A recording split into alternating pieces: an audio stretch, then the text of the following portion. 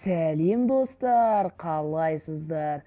Бүгін біз мегалодоннан да күшті жануарларды көрсететін боламыз. Бұлардың бәрін көргенде сіздер таңғаласыздар. Кейбірі шын өмірде мүлде болмаған, бірақ та олар болса мегалодонды міндетті түрде қорқытатындай күшке ие болатын еді. Алдын ала арнаға тіркеліп, жанынан шыққан колокольчикті басып, лайк басып кетіңіздер, және де достарыңызбен осы видеомен бөлісіңіздер. Ендеше біз кеттік. Ктулху бұл жануар өте қауіпті жануарлардың бірі. Егер де бұл құбыжық шынымен өмірде болғанда, ол шынымен акуланы қорқытып жіберетін еді, тіпті мегалодонның өзін. Бұл жануардың шынымен бар ма жоқ па екенін білмейміз, бірақ бар болатын болса мегалодон міндетті түрде қорқатын еді. Және де Ктулху адамдарды өзінің ойынының күші арқылы басқара алады. Және де ол адамдарға өзінің қалағанын істете алады. Осының арқасында ол ең қауіпті жануарлардың бірі атанды.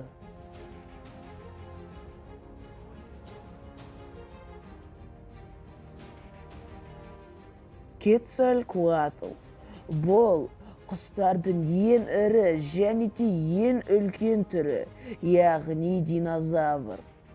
Ол әуеден соққы жасағандықтан өте қауіпті жануарлардың бірі саналады. Және де бұл құс динозаврдың бір қызығы, ол жерде 4 аяқпен жүреді, басқа құстар секілді 2 аяқпен жүрмейді. Түріне қарағанда мегалодоннан кішкентай секілді көрінеді, бірақ та оның соққылары мегалодонды жайпап өте алады. Анкилозавр. Бұны көптеген адамдар тірі танк деп атап кеткен екен. Бұл жануардың салмағы 8 тоннаға дейін жетеді. Және де ол әлгі артқы құйрығымен қандай да болсын жануарларды жайпап түсіре алады, тіпті үлкен мегалодонның өзінде. Бұның салмағына және де өзінің дене бітіміне қарай жай жүгіреді де басында ғалымдар ойлаған. Бірақ оның аяқтарының қозғалысына қарап, тіпті көптеген тез жүгіретін жануарлардан да қатты жүгіретіні жайлы айтылған. Саркозух.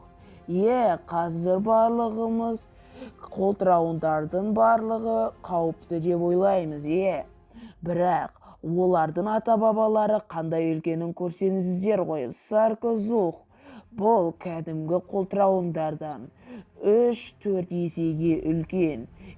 Қазір таңғалып отырған шығарсыздар. Және де бұл жануар кішкентай динозаврларды жеңіл түрде жей алады. Себебі кішкентай динозаврлардың өзі оның аузына жеңіл сыйып кетеді. Саркозух ең үлкен қолтырауын ретінде саналады.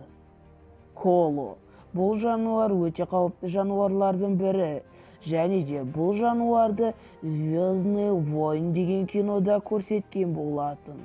Бұл жануардың дене бітімі өте қорқынышты, тістерінің өзі өте үлкен. Біздің болжамымыз бойынша оның астында қалған адам аман қалмайтыны сөзсіз. Тіпті ол өз тісімен металдарды да, ең қатты металдарды да жеңіл түрде бөлшектеп тастай алады.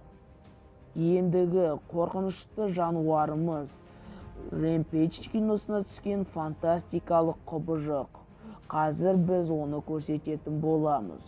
Бұл құбыжық Лиззи. Егер де сіздер Рэмпейдж киносын көрген болсаңыздар, бұл жануардың қайсы екенін түсінесіздер. Бұл жануар мутант қолтырауын, және де бұл жануар суда көп жүре алмайтын еді. Ол тек өзінің желбезектерінің арқасында суда көп жүре алады.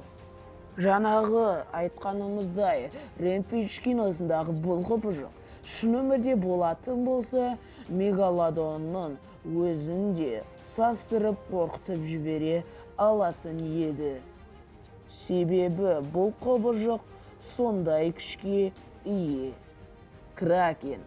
Бұл құбыжықты барлығы үлкен 8 аяқ ретінде немесе кальмар ретінде танитыны сөзсіз. Бұл құбыжық өте қорқынышты, әрі ірі, әрі қауіпті құбыжықтардың бірі. Мегалодон бұл құбыжықпен кездесіп қалса, сау тамтығы қалмайтын болды. Сіздер менің осылай айтқанымнан біліп қойған шығарсыздар.